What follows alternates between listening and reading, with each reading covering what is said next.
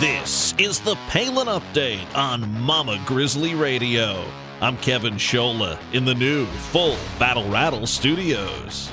Well, I'm not a member of the permanent political establishment.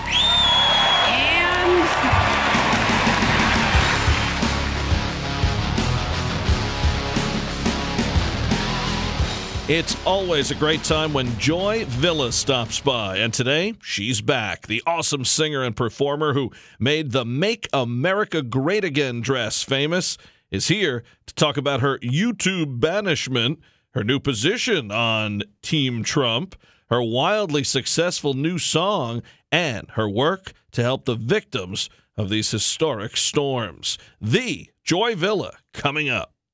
Plus, we'll have the latest national and Alaska headlines in Sarah Palin news. We'll visit the Crow's Nest with Tanya Crow in California, and a brand new installment of Liberty and Legacy with Tamara Colbert coming up from Texas.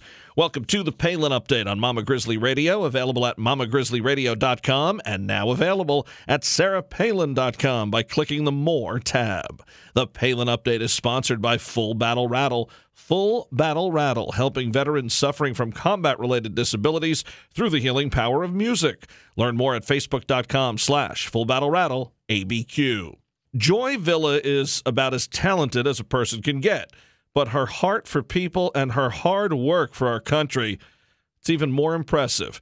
Today we have so much to talk about, and we are thrilled to have her back on the show. And she is always such a wonderful guest here on Mama Grizzly Radio. We once again welcome Joy Villa to the Palin Update. Joy, how are you? Kevin, it's great to be back. I'm tired, but in good spirits.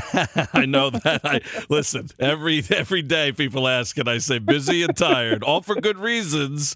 But if you want the honest answer, we're tired, and that's how you make America great again, right? By being tired. That's true. You don't stop. Working hard. Keep on going. And you are doing just that, working very hard. I mean, every time, I love when we talk, because every time we talk, on air, we talk personally, but when we talk on air, there's so much more going on with you, and always great stuff. I know. I want to get into all of that. First of all, just congratulations on your latest single and your music. Tell everybody what it is and how it's doing, because it is, it's climbed as far as it could go, right? It has. It's number one on the Amazon charts right now. It's my song, Make America Great Again. Make America Great Again is number one on the Amazon charts, and it has over 100,000 views on YouTube. Very special music video I posted, and I shot all the different individual people myself. Shot them with a camera, by the way, not a gun. But if you shot them, they would still vote for you, right? Yeah, there it is. Look, you already did it. You already said so. They're not going to listen to the rest of the interview, Joy. I already stepped right into something. They're going to condoning that gun violence again. You really got to be careful with the fake news out there, what you say. I'm glad you mentioned YouTube, and I'm glad it's on YouTube and accessible on YouTube. You had a little bit of a problem, and I am certainly a little bit would not give it justice of what happened a couple weeks ago here with your work and YouTube, with all of the stuff you can find on YouTube rather easily. When my children are on it, I want to make sure what they're looking at. And here you are, and you should. A great piece. And the things you do, all about patriotism, all about our country. Tell everybody what happened, because you were booted off YouTube for a little while. Well, my song, Make America Great Again, a couple weeks ago, it got banned from YouTube. It got taken down for 24 hours. And then I was able to put it back up. There was a guideline violation. Someone had reported that their face wasn't supposed to be in there, even though I got written permission from everyone. But there was no way to fight it with YouTube. So I took to social media like any good celebrity would do, and any good MAGA supporting celebrity must do. And all my fans came out incredibly in support, and YouTube issued not an apology, but they did back down. They said it does not violate our guidelines. The Make America Great Again video will not be taken down. You can keep it up. And I was able to blur the face out of the person who complained, because they finally released who it was. It was just a big mess. I know a lot of other, YouTubers and people on Facebook and Instagram and YouTube who are pro-Trump or just pro-military. Like my friend Kaya Jones had a pro-military video called What the Heart Don't Know. Her views got decreased. Just crazy stuff like that. I mean, but we fought and we won, And, YouTube has been fair so far, but I know the fight's not over for a lot of other people. So I'm not a fan of censorship at all. But what that did is push my song to #1, and the video now has over 100,000 views. So I guess I could thank them. Well, and, I don't think I'm going out on a limb to say that if your video was a pro-liberal progressive message, even if someone complained about their face, I highly doubt there would have been the 24-hour takedown. Oh, no, it would have been just forgotten. Nobody would have said anything. They wouldn't have, YouTube wouldn't have even looked at the complaint. For sure. And you mentioned Kaya, her stuff doing well as well. So this is yes, my good great. friend Kaya Jones. Her song is #3 on the pop charts, taking it down on Amazon. Her video I think it's got 100,000 views as well. Incredible song, What the Heart Don't Know. Make sure you check it out. Pick it up. Now, tell everybody, and we'll do this again at the end, but tell everybody how they can get to your music, your latest, and everything you're doing, because it's all just so great. Sure. Thanks, Kevin. You can go to joyvilla.com.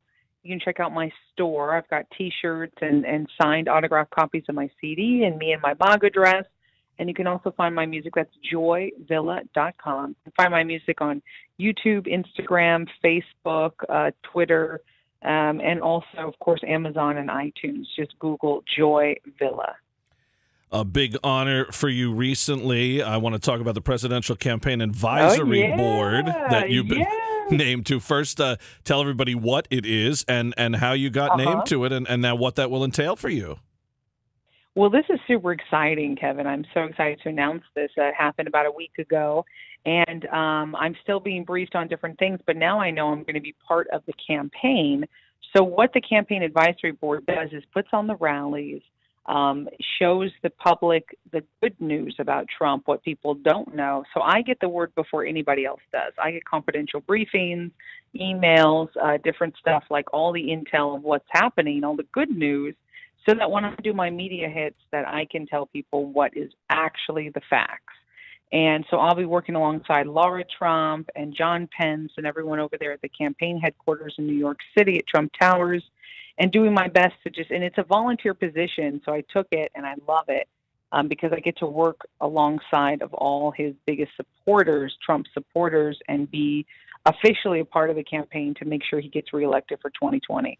I'm sure you'll see me as part of the rallies. You're going to see a real news segments that I'll host, at Trump Towers. And I'm still being briefed, but there should be a lot more to come with me being a part of the advisory campaign board.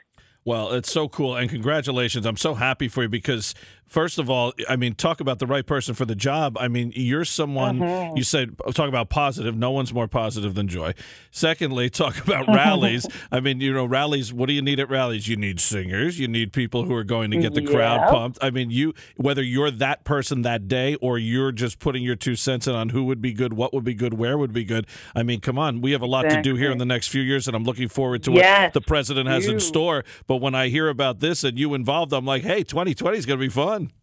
It is. It's going to be so much fun, Kevin, and I think it's going to be a slam dunk. He's getting reelected easily.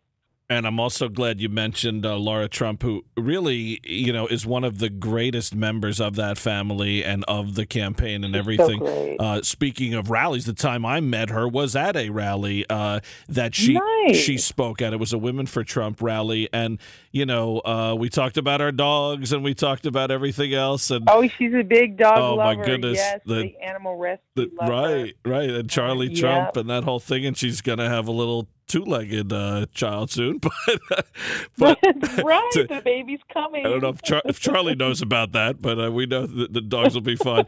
But she's so great. So it's good that you're going to be working with her on this too, because she's done so well at rallies. People are very, she resonates, and when she engages with people may not even know her before going, and then they're like, "Wow, she was really good." Eric's wife was really good. I've heard that so many times, and I've seen it, but I've heard that so many times. So that is really cool. Now, obviously, some rough times in this country right now as far as the weather. What happened in Texas and Louisiana, just unbelievable. And then you look back after that, hit right after that with Irma. And, we look back at what Katrina and Andrew and all these Sandy and things that we've experienced over the years. Here you didn't have to look back a couple of days until you had a back-to-back hit. But I just want to commend you and appreciate that you've been out there, as we have too, trying to help those any way you can. I know on social media, which you use as a huge platform to try to help people. So tell people who you're backing there and how people can help those in need. Definitely. Well, I just became an ambassador, official ambassador, me and Kaya Jones, to mercury1.org. And a couple weeks ago when the hurricanes hit in Houston, we started tweeting and we were able to raise $200,000 within 24 hours. So we went down to Houston. We directly worked with everyone, helping, feeding, clothing, delivering the best care that we possibly could for the victims out there in Houston, Texas, and around Texas. And we ended up raising over $2 million, which is just incredible. And now, and then after Hurricane Irma, we have continued the fight to raise money for all the hurricane victims, the islands that got destroyed, the devastation after Irma, the devastation after Harvey, and just making sure to let everyone know they can go to they can go for hurricane relief. Because they need to rebuild after the hurricane hit, they can go to mercury1.org. That's mercury1.org, mercuryone.org. And 100% of the proceeds go directly to helping rebuild those cities, those towns, those areas that are going to need a lot of help even after the hurricane hits. And it's very important that we don't forget them, even though the news cycle may have moved on. So please, if you can just tell your listeners, go to mercury1.org. That'll help a lot. Every bit counts. You've been such an outspoken supporter of the president when he ran for office and now in office, and we touched upon this your last time here. But I'd like to get an update and throw things around with those who have supported President Trump. How's he doing in your mind, and what are you looking most forward to as we move into the fall? Well, I'm looking forward to more growth. The president has been incredible with growth and making sure that, the society as a whole has not forgotten that American-made is the number one, and American jobs are number one. Because when people can work, people have their morale back up. And he has just been instrumental in making sure this economy has been, safe again and has been up. The economy has been strong. And I'm looking forward to him uniting people, because when people have jobs, they stop protesting, they stop complaining. When people are able to see the good works of the president, they're still going to hate on him, but quite honestly, it makes them look stupid. Even now they're looking stupid, because he's one of the most unifying presidents, and he's done so much in office. And I can just see him, do more to target explosion economic growth. And American-made is now going to be at the forefront. And that's so important. It's so important for us to be able to say we're proud of the products that we produce and to be self-sufficient again. That's really what helps make America great. Promises made, promises kept, right? That's right. That's right. A man of his word, and an honorable man at that. All right, Joy Villa, you're the best. Congratulations again on the new position and on the success with the music, and we're going to talk to you a lot more times if you'd like. Thank you so much, Kevin. I will always come back. Appreciate it. For more on Joy Villa, follow her on Twitter at Joy_Villa. So much there. Plenty of links there as well to all her other amazing things going on. And, of course, you can always head right to joyvilla.com. Now it's time for Sarah Palin News, headlines, and more about Governor Palin. Remembering and reflecting on 9/11. Everyday Americans never cease to inspire. Faith endures in the face of tragedy. Great to see an NFL star making a positive difference through action. Nice work from two popular game show hosts. Americans deserve the truth and transparency. Sad how petty these quote-unquote reporters can be. You've got to read it to believe it. Incredible. Wait till you see Melania Trump's harshest fashion critic and get ready to laugh. God bless our servicemen and women. And heels on, gloves off. To read all of these stories, you can visit the Mama Grizzly Radio Facebook page. To see any of the governor's posts in their entirety and to read her devotionals, visit Sarah Palin's Facebook page. Follow her on Twitter at Sarah Palin USA, and don't miss the news, sarahpalin.com. Now let's head to the crow's nest. Here's Tanya Crow. Thanks, Kevin. So I learned a fascinating term this week called the backfire effect, also known as contradictory bias, which I'll read a little something about in a moment, but it really explains why there is such a growing, polarizing political climate these days. Confirmation bias, also called confirmatory bias or my side bias, is the tendency to search for, interpret, favor, and recall information in a way that confirms one's pre-existing beliefs or hypothesis. It is a type of cognitive bias and a systematic error of inductive reasoning. People display this bias when they gather or remember information selectively or when they interpret it in a biased way. The effect is stronger for emotionally charged issues and for deeply entrenched beliefs.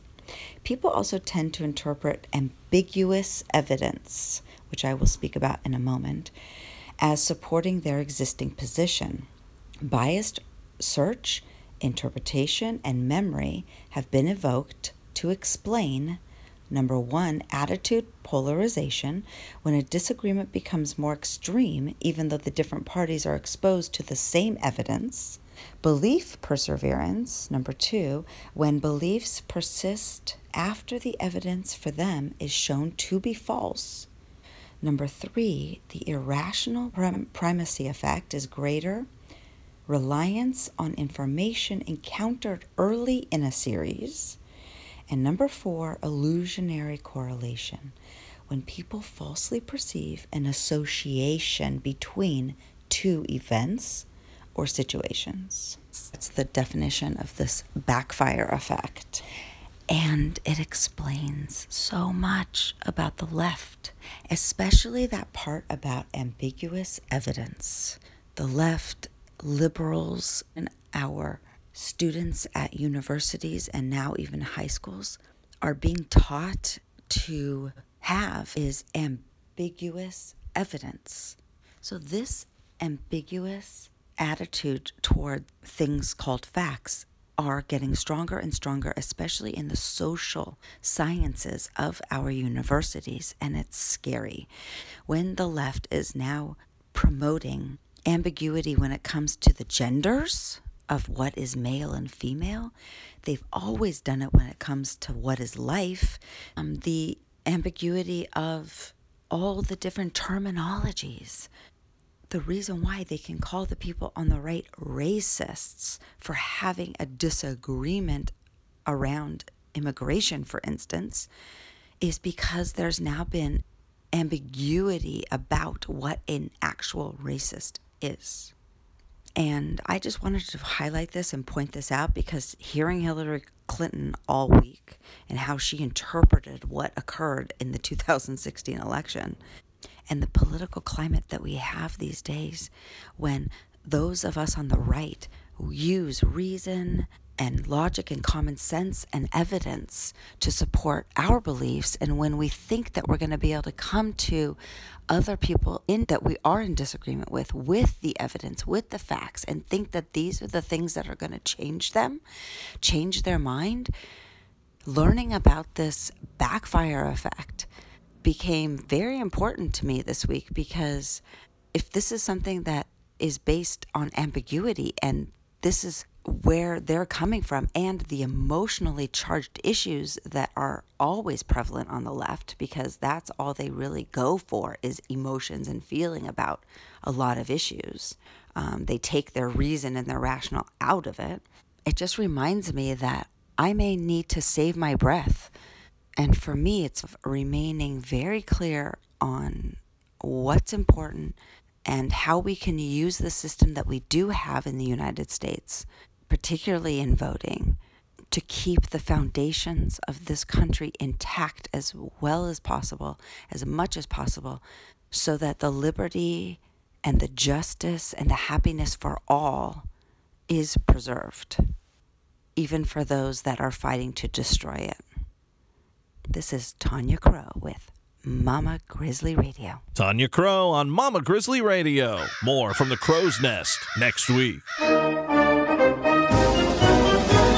Now, the Palin Update with Kevin Scholla presents Liberty and Legacy. Here's Tamara Colbert.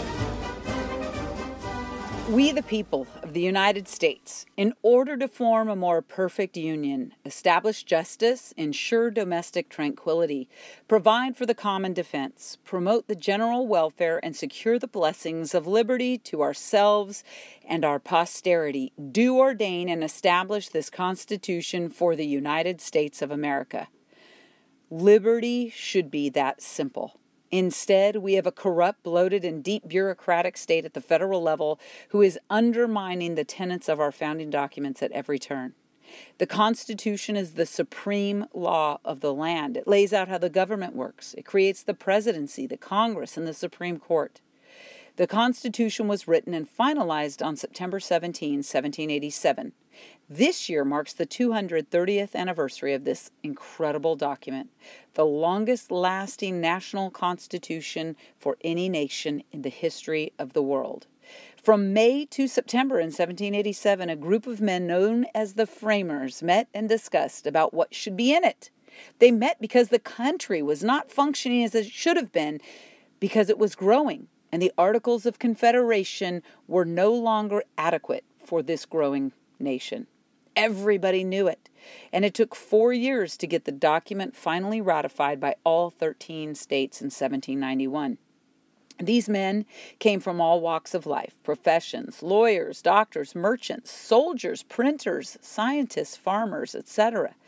They were men of achievement, men who had put to good use the freedom and independence they had enjoyed and refused to relinquish. They were active men who won their place in the world by their own industry and merit. Men who, having tasted tyranny, valued freedom and yet recognized the importance of law and of limited power in a central government. Men who could finally agree that the ultimate power of the state should belong not in any single man or body of men, but rather in a body of laws, and thus the Constitution was created. Some of these men revealed that they appreciated the exceptional nature of the opportunity before them. It's amazing to read their journals during this period of their lives and in our nation's founding. Can you imagine? I believe each and every one of them understood the magnitude of what they were doing. At the Philadelphia Convention in 1787, George Mason wrote, "The eyes of the United States are turned upon this assembly." James Madison also wrote, "The whole community is big with expectation, and there can be no doubt but that the result will in some way or other have a powerful effect on our destiny." Regardless of how great the accomplishments of these men were individually, it is good for us to know that they were just men. They were great because at that time they could rise above their own interests and serve a greater cause. They knew inherently that the Constitution they would create must be carefully balanced, that the individual in office who tends to misuse power so that no man could have too much of it. They knew that men in governments would eventually misuse power, and the need to ensure that the individual citizen was guaranteed protection from both.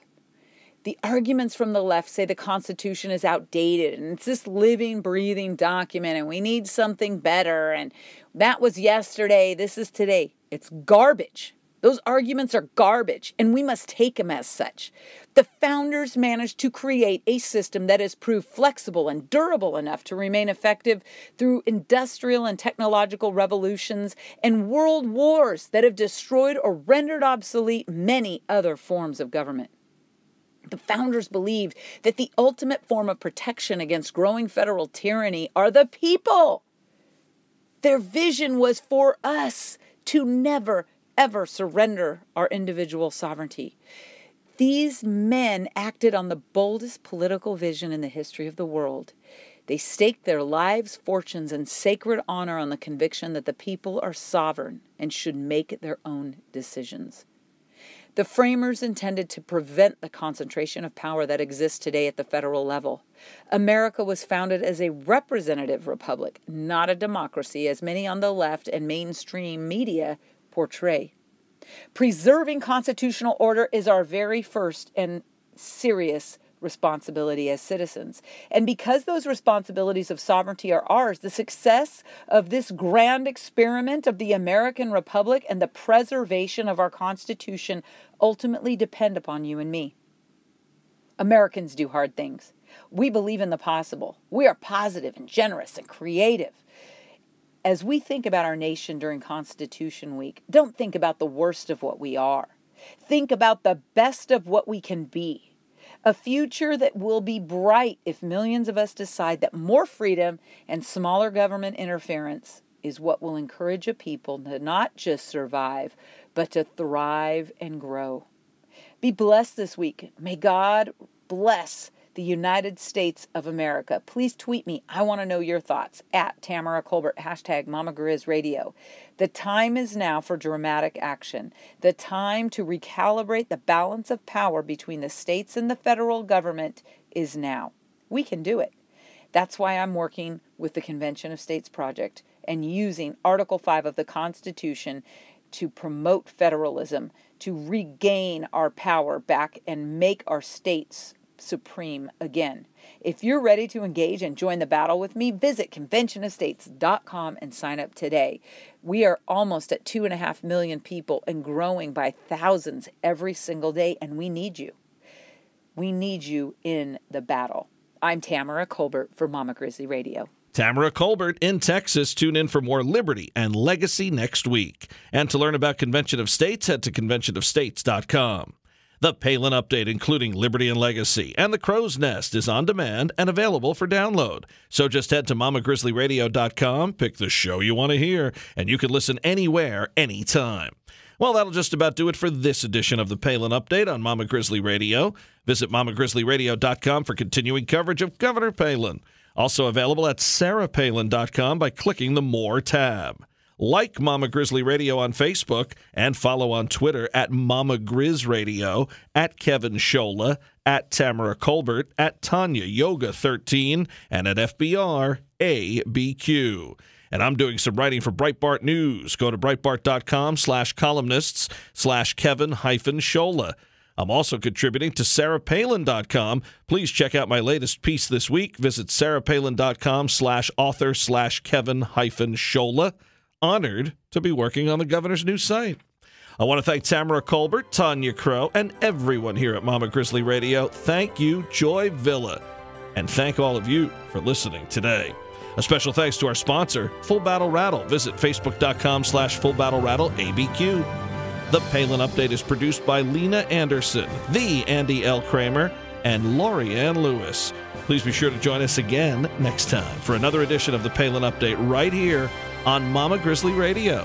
I'm Kevin Scholla. Have a pleasant day.